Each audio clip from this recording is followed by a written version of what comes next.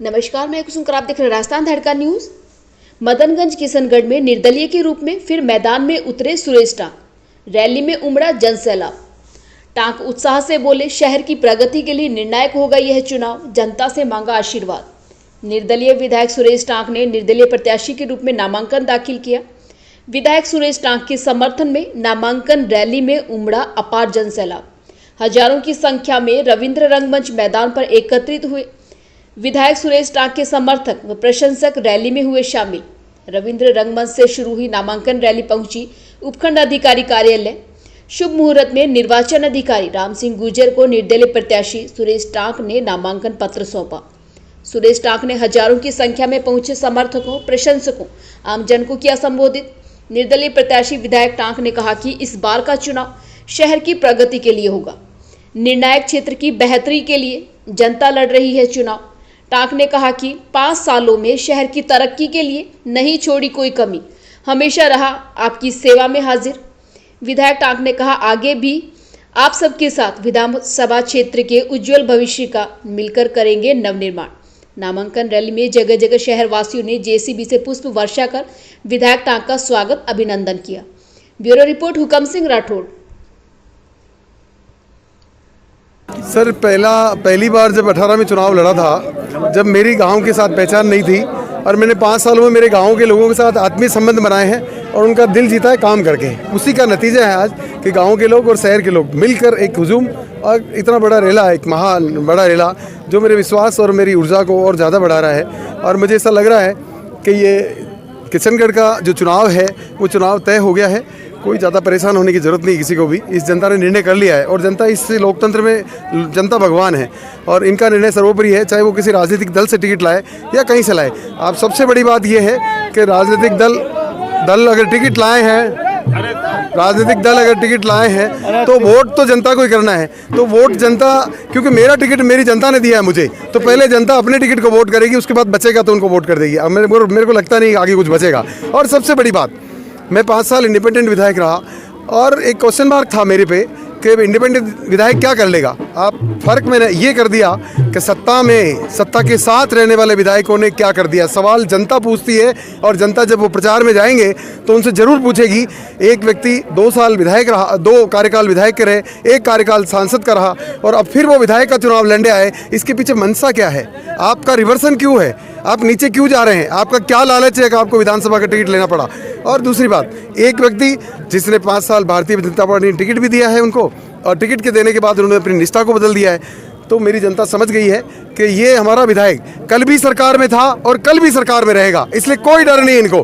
हम तो हमेशा सरकार में हैं, किसी की भी सरकार बने, हम जनता के लिए कुछ भी लगाने को तैयार है, जहर खाने को तैयार है, पर इस जनता का भला करेंगे चाहे कहीं कूदना पड़े।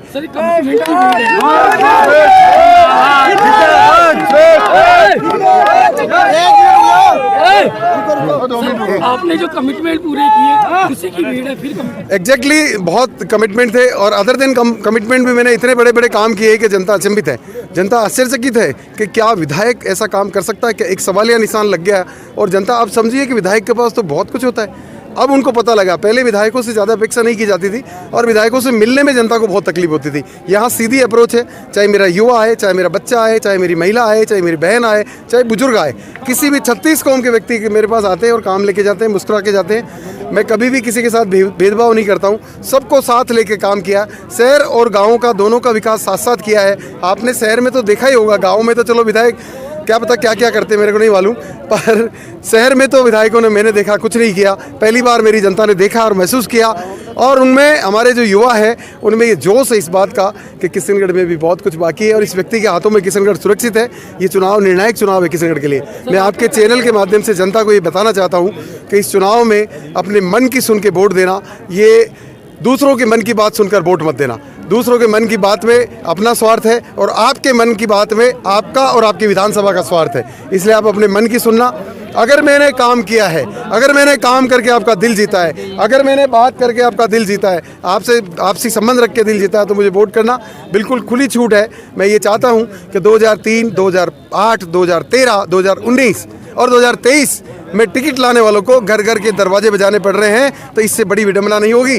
20 साल में हमने इतने फॉलोअर नहीं बनाए कि हमें घर में जाने की जरूरत पड़ रही है। आप अगर काम करते, आप कार्यकर्ताओं को तवज्जो देते, कार्यकर्ता का मान सम्मान करते, तो कार्यकर्ता आपके साथ खड़ा होता, आपको घर घर जाने की जरूरत नहीं पड़ती। हमें घर जाने की जरूरत नहीं है, ये जनता अपने आप आई है, अपने हिसाब से आई है, अपने तरीके से आई है, अपने नेता को प्यार देने के लिए, अपने नेता को हिम्मत देने के लिए। और मैं धन्यवाद करता हूँ मेरी जनता को, इतना प्यार दिया है मुझे कि हमेशा मेरी परीक्षा लेता है ईश्वर कि ये किस तरह काम कर सकता है। तो ऐसा ही कुछ हुआ कि जैसे ही चुनाव जीते और कोरोना काल आ गया, लॉकडाउन हो गया, 2 साल तक पूरा देश, पूरा विश्व जहाँ था वहीं खड़ा हो गया।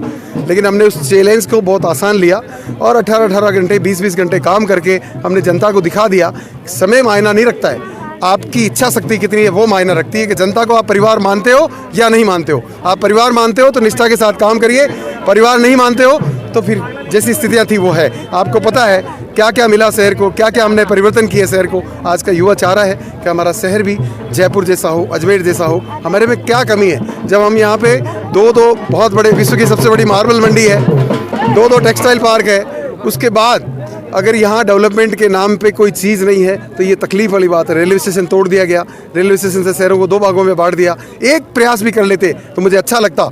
भारत सरकार में एक दिन भी लोकसभा में सवाल उठा देते कि हमारा रेलवे स्टेशन टूट गया है, वहाँ पे अंडरपास बनना चाहिए। हमने हर साल आवाज़ उठाई और उसका नतीजा है कि 15 करोड़ रुपए लाया हूँ और अंडरपास का निर्माण हो रहा है। ये भावना की बात है, ये मन की बात है और परिवार समझने वाली बात है। बाकी उनकी इच्छा है, जनता ने तय कर लिया है। यहाँ पे चुनाव को लेके कोई इशू नहीं है, चुनाव के वोट को लेके कोई इशू नहीं है। बहुत बड़े अंतर के साथ जीत रहा हूँ, बहुत बड़े अंतर के साथ।